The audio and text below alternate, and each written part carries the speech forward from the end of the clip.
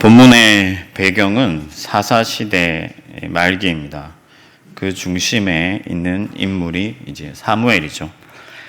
사무엘은 이스라엘의 제사장 겸 마지막 사사로서 사사시대를 종결짓고 왕정시대, 왕이 통치하는 시대를 견인하는 역할을 하는 사람이에요.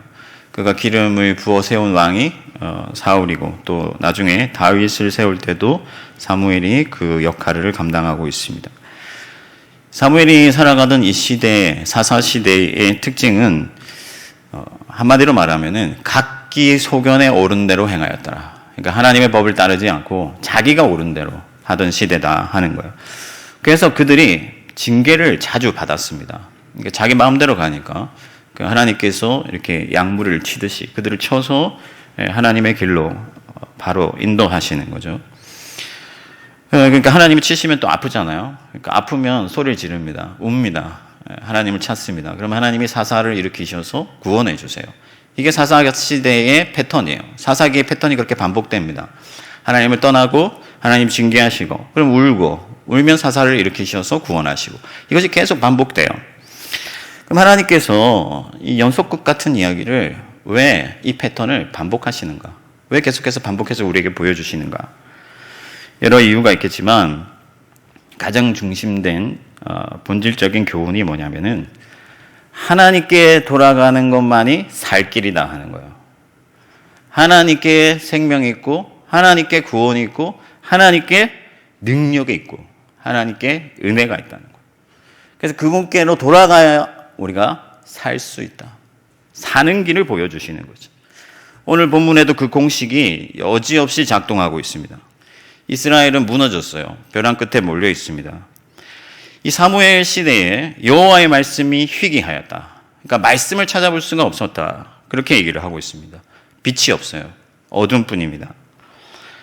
이 사무엘 앞에 다스리던 사사가 엘리라는 사람인데, 이 엘리라는 사람이 아들들을 잘못 가르쳐가지고 아들들을 방관함으로써 그 아들들이 죄를 지죠. 타락하죠.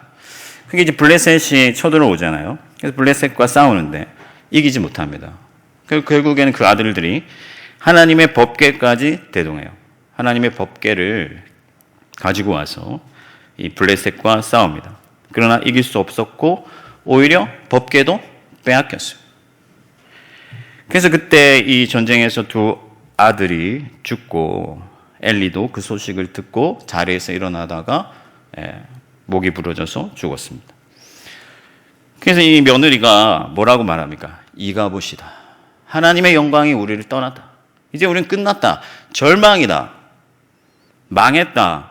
그렇게 외쳤다 하는 거예요. 회복이 불가능하다는 거예요. 그러나 여러분, 그렇지 않습니다. 사무엘이 미스바로 모이라. 하나님께로 돌아가자. 하나님께 살 길이 있다. 그렇게 얘기하고 이스라엘 백성들이 모였더니 하나님께서 그들을 건지셨다 하는 거예요. 여러분, 우리의 삶도 마찬가지입니다. 우리의 인생도 마찬가지예요. 지금 코로나가 전 세계를 고통 가운데 몰아넣고 있지 않습니까? 처음에 중국에서 이 코로나가 유행할 때 많은 목사님들이 중국 공산당이 교회를 이렇게 괴롭혀서 하나님이 징벌을 하신다, 뭐 그런 얘기를 했습니다. 근데 어떻습니까? 여러분, 중국은 벌써 끝이 났고 전 세계가 지금 고통당하고 있습니다. 그러니까 사실은 하나님의 뜻이 어디 있는지 우리는 정확하게 알기가 어렵습니다. 하나님이 하시는 일을 우리가 다 안다면은 우리가 하나님이지 우리가 사람이 아니죠. 그래서 여러분, 하나님이 하시는 일을 다 아는 것처럼 말하는 사람들 사실 조심해야 돼요. 하나님은 우리를 겸손하게 하십니다. 분명한 것은 뭐냐면은 이 시대가 마치 이가봇 같다 하는 거예요. 우리의 예배가 위축되고, 우리의 기도가 중단되고, 우리의 신앙이 위협받고, 마치 이가봇 같다 하는 거예요. 그럼 이가봇 같은 이 시대에 하나님께서 우리에게 분명하게 요구하시는 것이 뭐냐? 돌아오라는 거예요. 하나님께로 오라는 거예요. 회개하라는 것입니다. 하나님께 은혜가 있고, 하나님께 능력이 있고, 하나님께 회복이 있고, 하나님께 생명이 있기 때문에 하나님께로 오라는 거예요. 그분의 그 분명한 메시지를 오늘 이 밤에 다 들으시기를 축복합니다. 그럼 하나님께로 돌아가는 것이 뭐냐? 하나님께로 돌아가는 것이 뭐냐? 늘 하듯이 세 가지로 제가 요점 정리를 해드리겠습니다. 첫 번째는 하나님을 사모하는 것이다. 하나님을 사모하는 것이다. 7장 2절 말씀해 보니까 온 백성이 여호와를 사모했다. 그렇게 말하고 있습니다. 하나님을 기대하는 것, 하나님을 갈망하는 것, 하나님을 원하는 것. 그것이 하나님께로 돌아가는 첫 번째 작업이다. 그런데 우리가 여기서 기억해야 할 사실이 있습니다. 우리가 먼저 하나님을 찾은 것이 아니요, 하나님이 먼저 우리를 찾아오셨다 하는 거예요. 여러분, 이스라엘의 형편은 말이 아니었습니다. 전쟁에서 졌습니다. 전쟁에서 졌어요. 우리나라도 전쟁을 지났지 않습니까? 이 자리에서도 혹시나 전쟁을 겪으신 분들이 있으실지 모르겠는데 비참하죠. 아버지를 잃고 아들을 잃고 생계를 위협받고 소중한 재산과 토지를 잃었어요. 완전히 절망입니다. 그래서 이가봇이라고 고백을 했어요. 하나님이 없다. 우리는 버려졌다. 그런데 그때 어떤 소식이 들렸습니다. 뭡니까? 언약궤가 돌아왔다는 거예요. 언약궤.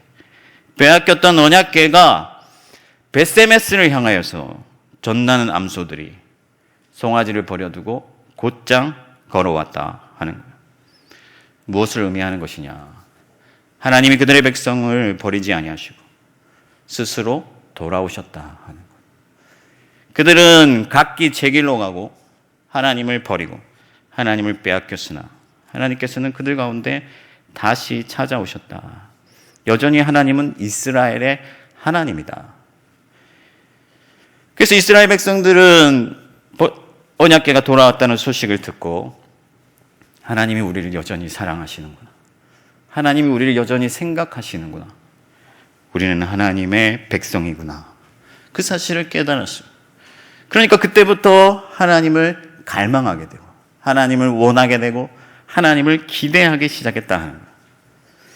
사랑하는 성도 여러분, 우리에게도 하나님께서 하나의 증거를 주셨습니다.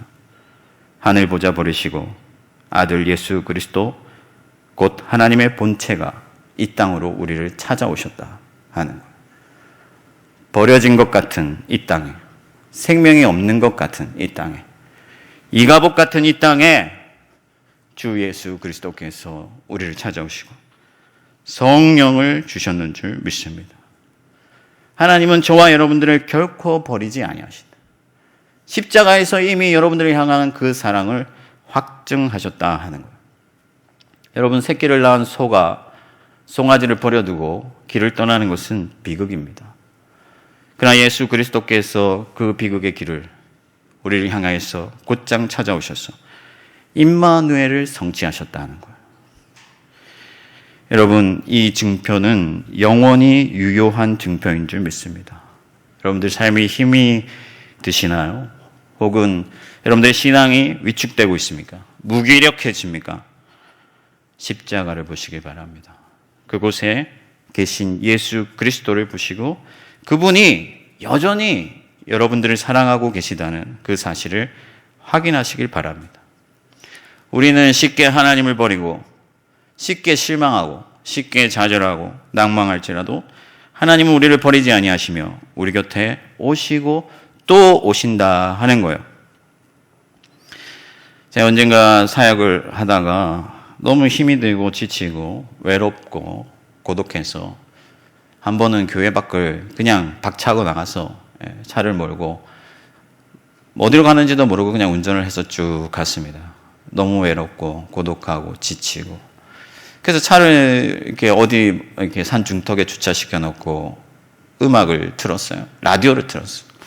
그때 극동방송에서 흘러나온 찬양이 있는데 그 찬양이 뭐냐면은 예수 내 친구 날 버리지 않네 온 세상이 변해도 날 버리지 않네. 그 찬양을 듣는 순간 그렇구나. 온 세상이 나를 버려도 우리 하나님은 나를 버리지 아니하시고 우리 주님은 여전히 날 사랑하시는구나. 그 생각을 하니까 눈물이 멈추지 않고 용기가 나는 거예요. 어떤 어려움도 이길 수 있을 것 같은 거예요. 여러분, 우리가 이 코로나 때문에 여러 가지 상황 때문에 하나님이 없는 것처럼 살면, 하나님을 기대하지 아니하고 살면 누가 기뻐하겠습니까? 바로 우리의 대적 사단이 기뻐한다. 블레셋 같은 적들이 우리를 비웃는다 하는 것입니다. 여러분, 교회는 하나님의 군대입니다. 하나님의 나라예요. 하나님은 여전히 우리의 가운데 계시는 줄 믿습니다. 벳세메스로 언약궤가 돌아온 것 같이 그리스도께서 우리에게 오시고 영원한 증표가 되어주셨습니다. 어깨를 펴고 십자가에 달린 예수 그리스도를 날마다 묵상하시길 바랍니다. 그곳에서 여전히 여러분들을 사랑하시는 주님, 은혜가 충만하신 주님, 모든 능력의 하나님이 여러분들을 사랑하시고 함께 하신다는 사실을 믿으며 날마다 담대히 나아가 하나님의 역사를 일으키는 저와 여러분들이 되기를 바랍니다. 두 번째 하나님께로 돌아가는 것은 뭐냐? 우리 자신을 정결하게 하는 것이다. 우리 자신을 정결하게 하는 것이다. 사무엘이 말합니다. 너희가 진정으로 하나님께 돌아가길 원하느냐? 그러면 너희에게 있는 그 우상을 제거하여라. 3절 말씀이죠. 이방신들과 아스다롯을 너희 중에서 제거해라 하는 거예요. 여러분, 미스바로 오기 전에 미스바로 간다는 것 자체는 중요한 게 아니에요. 미스바는 그냥 상징적인 장소예요. 더 중요한 것은 무엇입니까? 하나님의 임재죠. 하나님이 오셔야 돼요. 그런데 우리 가운데 여러분 우상이 가득하다면 하나님이 오실 수가 없는 거예요. 그러므로 진정 하나님께로 돌아가길 원하는 자들은 자기를 정결하게 합니다. 자기를 깨끗하게 한다 하는 거예요. 그러면 여러분 자기를 깨끗하게 한다는 것은 뭡니까? 본질적으로 우리가 회개하는 것인데, 회개에 앞서서 더 중요한 것은 우리 마음에 있는 그 우상을 제거하는 거예요. 그럼 우상이란 뭐냐? 하나님보다 더 사랑하는 거예요. 나의 탐심, 나의 정욕으로 인하여 하나님보다 더 많이 사랑하는 것. 그 욕심, 그 마음 자체가 사실은 우상이다 하는 거예요. 그래서 여러분, 성경은 욕심이 잉태한 죄를 낳는다, 그렇게 말씀하고 있습니다. 여러분, 하나님은 만홀히 여김을 받지 않으신다는 거예요. 우리가 아무리 겉으로 경건한 척하여도요, 우리가 아무리 깨끗한 척하여도 하나님 우리 속에 뭐가 들어있는지 다 알고 계신다는 거예요. 하나님을 사랑하는 척 예배하고 기도하지만 우리의 속에는, 우리 마음에는 출세하고자 하는 그런 갈망과 더 큰 아파트로 이사하고자 하는 욕심과 이 세상에서 사람들로부터 칭송받고자 하는 그런 욕망이 가득하다. 하나님을 섬긴다고 하면서도 이방의 신들을 겸하여 섬기면 결국에는 망할 수밖에 없는 것입니다. 여러분, 선지서를 가만히 읽어보시고 묵상해 보십시오. 이스라엘이 끝없이 짓는 죄가 뭐냐면은 하나님도 섬기면서 우상도 섬기는 거예요. 사실은 하나님을 섬기는 것 같지만 또 사실은 여전히 그들은 자기 욕망을 따르고 있었다 하는 겁니다. 예수님은 재물과 하나님을 겸하여 섬길 수 없다고 분명하게 말씀하셨어요. 그러므로 우리는 허황된 욕심과 정욕으로 점철되어 있는 우리 마음을 깨끗하게 하는 작업을 먼저 해야 된다. 그래서 예수님은 어린아이와 같이 되지 아니하고는 천국에 들어갈 자가 없다. 결단코 천국에 들어갈 수 없다. 그렇게 말씀합니다. 여기서 어린아이 같이 된다는 것은 뭔가 어리숙해진다, 모자라진다, 그런 의미가 아니라 욕심이 없다 하는 거예요. 여러분, 예수님 주변에 많은 사람들이 모여 있었습니다. 제자들도 있었어요. 제자들 중에는 여러분 아시다시피 누가 더 큰가, 나중에 예수님 곁에서 누가 더 높이 올라갈 것인가 싸우는 사람들이 있었어요. 그리고 예수님을 쫓는 수많은 사람들은 갖가지 이유가 있었는데 자기들만의 욕심이 있었어요. 그러나 그 중에 오직 예수 그리스도가 좋아서 예수님을 사모해서 예수님께로 가고자 했던 사람들이 있었는데 그 사람들이 누구냐면 바로 어린아이들이다. 욕심이 없다는 거예요. 다른 이유가 없어요. 예수님이 좋은 거예요. 그래서 예수님이 그 아이들을 보시면서 이런 자가 천국에서 크다. 여러분, 예수님도 마찬가지예요. 예수님은 다른 욕심이 없어요. 하나님을 순전하게 사랑하셨습니다. 그분만을 섬기셨다 하는 거예요. 여러분, 이 광진구에서 가장 여기서 가까운 병원에 빨리 갈 수 있는 방법이 뭔지 아십니까? 가장 빨리 가는 방법. 눈을 감고 차도를 지나가는 거예요. 그러면 이제 앰뷸런스에 실려서 바로 빨리 갈 수가 있습니다. 마찬가지로 여러분 하나님께로 가장 빨리 나아가는 방법이 있는데 그게 뭐냐면요. 여러분 손에 쥐고 있는 그것을 내려놓는 거예요. 여러분의 손에 쥐고서 놓지 못하는 그 세상을 향한 탐욕과 정욕과 욕망을 내려놓는 거예요. 왜냐하면 이미 하나님은 문 밖에 서서 여러분들 마음의 문 밖에 서서 두드리고 계신다. 예수 그리스도께서는 문 밖에 서서 두드리고 계시는데 우리의 욕심과 우리의 탐욕이 우리의 손에 가득 들려서 그 문을 열어드릴 수가 없다는 거예요. 누구든지 그 문을 열면 그리스도께서 그 안으로 들어가서 그와 더불어 먹고 그와 더불어 마실 것인데 탐심과 욕망으로 인하여 그 문을 열어드리지 못하니 주님께서 오실 수가 없다 하는 거예요. 여러분 오늘 이 밤에 우리가 구하는 것이 무엇입니까? 세상에서 잘 되는 것입니까?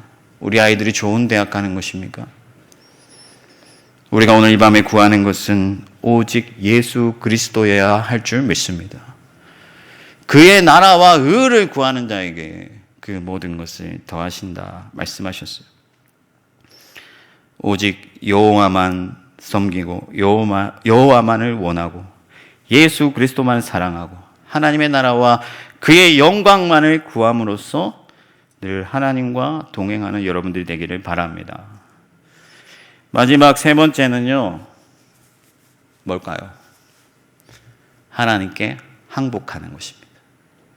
하나님께 항복하는 거예요. 자기를 내려놓는 것입니다. 여러분 이스라엘 백성들이 미스바로 모여서 무엇을 했습니까? 물을 길어 여호와 앞에 붓고 그날 종일 금식하고 거기에서 이르되 우리가 여호와께 범죄하였나이다 하니라 말씀하고 있습니다. 금식했다, 물을 부었다. 이 금식했다는 것은요, 그만큼 절박하고 그만큼 간절하다 하는 거죠. 물을 부었다는 것은요, 자기를 부인했다, 우리를 내려놓는다, 항복한다, 쏟아놓는다 하는 의미입니다. 이제 하나님 앞에 두 손을 든다는 것. 그 찬양 있지 않습니까? 전부여 의지 없어서 손 들고 옵니다. 제가 이 찬양을 어릴 때부터 많이 들었는데 어른들이 그 찬양 부르면서 눈물을 흘리지 않습니까? 그럼 왠지 저도 모르게 눈물이 나요. 제가 중학교 3학년 때 이 천부여 의지 없어서 이 찬송을 부르는데 좀 눈물이 나더라고요. 그렇게 막 힘든 일도 없고 사실 어린데도 불구하고. 여러분, 이스라엘이 하나님이 아니면 안 된다는 그 마음으로 나아갔을 때, 내가 잘난 줄 알았지만, 내가 강한 줄 알았지만 그게 아니고 오직 하나님만이 나의 능력이십니다. 오직 하나님만이 우리를 도우시는 분이십니다 하고 두 손 들고 나아갔더니 하나님께서 곧장 그들 곁으로 다가오셔서 그들의 손을 잡아주셨다는 거예요. 아이가 엄마가 도와주고 싶은데 도와주면 금방 할 수 있는데 내가 해보겠다고, 아니라고, 내가 한다고, 그러니 어머니가 도와줄 수가 없는 거예요. 올 수가 없는 거예요. 그러나 엄마에게 가지고 가서, 아빠에게 가지고 가서 이것 좀 도와주세요. 그러면 곧장 그 문제가 해결될 수 있다는 겁니다. 저희 아들도 장난감을 이제 어릴 때 사주면요, 뭘 이렇게 고쳐달라고, 이게 뭐 이렇게 조립해달라고 가져와요. 근데 저는 진짜 손재주가 없어가지고 엄마에게 가져가라, 이제 항상 그렇게 얘기합니다. 그럼 저희 집사람이 이렇게 뚝딱뚝딱 하면 그냥 막 이렇게 조립을 하더라고요. 근데 그렇게 엄마에게 가면 금방 해결될 문제를 자기가 해보겠다고 자기 힘으로는 할 수 없는데, 그런 모습이 우리에게 있다는 것입니다. 여러분, 야곱이 약복강에서 씨름을 하잖아요. 엉뚱하죠. 밤에 갑자기 가족들 보내고 뭐 보내고 자기 혼자 남았는데 어떤 사람과 씨름을 하니까. 그 씨름이 의미하는 게 뭐냐면은 하나님께서 야곱의 힘을 다 빼는 거예요. 자기 힘이 남아있다니까요. 그리고 하나님이 마지막에 그 허벅지 뼈를 치시잖아요. 그 야곱에게 남아있는 마지막 수단, 마지막 힘이 뭐냐면은 도망치는 거죠. 근데 허벅지 뼈마저 부러뜨리고 아무 수단도 남지 않고 이제는 아무것도 할 수 없으니까 야곱이 그 붙들고 뭐라고 합니까? 나를 축복하지 않으면 놓아줄 수가 없습니다. 하나님이 아니시면 안 된다 하는 거예요. 하나님이 내게 복 주시지 아니하면 안 된다. 나는 할 수 없다 하는 거예요. 항복하는 거예요. 그전에는 자기 힘을 의지하고 자기 지혜를 의지하고 마지막까지 자기 재물을 의지하여서 에서의 마음을 녹여보려고 했지만 안 되고, 그래서 마지막엔 내가 도망가려 했지만 안 되고, 하나님이 나를 붙잡아 주시지 아니하면, 나를 도우시지 아니하면 안 된다 고백하니까 하나님이 이스라엘이라는 이름을 주셨다. 하나님과 겨루어 이겼다. 무슨 말입니까? 너를 이길 자가 없을 것이라는 거예요. 하나님과 겨루어 이겼는데 이제는 네가 그 누구도 너를 이길 수 없을 것이다. 말씀. 우리가 하나님께 항복하면 하나님이 우리를 이기게 하시고 그 누구도 우리를 넘볼 수 없게 만들어주는 줄 믿습니다. 여러분, 12해 동안 혈류병을 앓았던 그 여인이 세상의 온갖 방법들을 다 써봤습니다. 할 수 있는 건 다 해봤어요. 그러나 자기의 힘을 빼고 이제는 아무런 방법도 없고 그리스도만이 나의 힘이심을 고백하며 그분의 옷자락을 만졌을 때 그때 하늘로부터 능력이 임하여 그 여인의 병의 근원이 깨끗이 나음을 받았다. 예수 그리스도께서도 자기의 생명마저 내려놓고 아버지여 내 영혼을 아버지께 의탁합니다. 그렇게 하나님께 맡겨드렸을 때 세계에서 가장 높은 이름을 얻었다는 거예요. 여러분, 이것이 신앙의 원리입니다.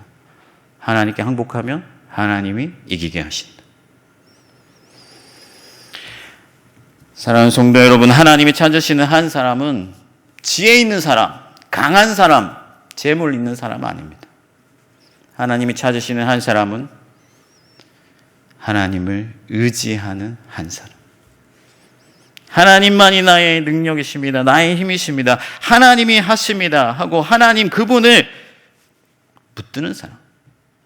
그 사람을 통해 하나님이 약한 자를 통해 강한 자를 꺾으시고 미련한 자를 통해 지혜 있는 자를 부끄럽게 하신다. 여러분, 우리가 세상으로 그냥 나가면요, 이 세상은 철병거로 무장한 블레셋 군대와 같고 크고 강한 형 에스와 같아서 우리의 힘으로는 이길 수가 없습니다. 속수무책입니다. 이 코로나는 이 환경 어떻게 이기겠습니까? 우리가 이것을 어떻게 극복하겠습니까? 이가봇이 될 수밖에 없는데 하나님의 능력을 순전히 의지하면서 그분을 간구하며 나아갈 때 하나님이 블레셋을 쫓겨가게 하시고 우리가 끝까지 치게 하시고 이기게 하신다 하는 것입니다. 다윗의 사자이신 예수 그리스도가 우리를 사망에서 건지신 것 같이 우리의 인생도 구원하시고 승리하게 하시고 우리의 발을 들어서 하나님이 두고자 하시는 그곳에 두신다. 이 사실을 믿고 여러분의 능력, 지혜, 재물, 재능 다 내려놓고 두 손 들고 하나님만 의지하는 저와 여러분들이 되기를 바랍니다. 말씀을 정리하겠습니다. 오늘 말씀에 사무엘이 온전한 제사를 드렸다 그렇게 얘기를 합니다. 온전한 제사. 온전한 제사는 예수 그리스도의 제사예요. 그분이 드린 그 제사를 우리가 이 땅 가운데서 우리의 삶 가운데서 성취해야 하는데 그 제사가 어떤 제사냐? 하나님만을 사랑하는 제사. 우리의 정욕을 내려놓고 하나님께 두 손 들고 나아가 우리 자신을 드리는, 기꺼이 드리는 그 제사가 바로 온전한 제사다. 그랬더니 하나님께서 이기게 하셨어요. 그래서 사무엘이 그곳에 기념비를 세우고 에벤에셀이다. 에벤에셀. 하나님이 여기까지 도우셨다. 그리고 앞으로 도우실 것이다. 사랑하는 성도 여러분, 오직 하나님만 사랑하고 하나님께 항복하고 하나님만을 섬기며 하나님께로 돌아가 온전한 제사를 드리시길 바랍니다. 그리하면 이 모든 상황 가운데서도 하나님이 여러분들을 강하게 하시고 여러분들에게 기쁨과 평안을 주시고 이 모든 것을 이기게 하셔서 하나님께 승리의 계가를 올려드리게 하실 줄 믿습니다. 저와 여러분들이 그 축복을 누리기를 주님의 이름으로 축원합니다. 함께 찬양.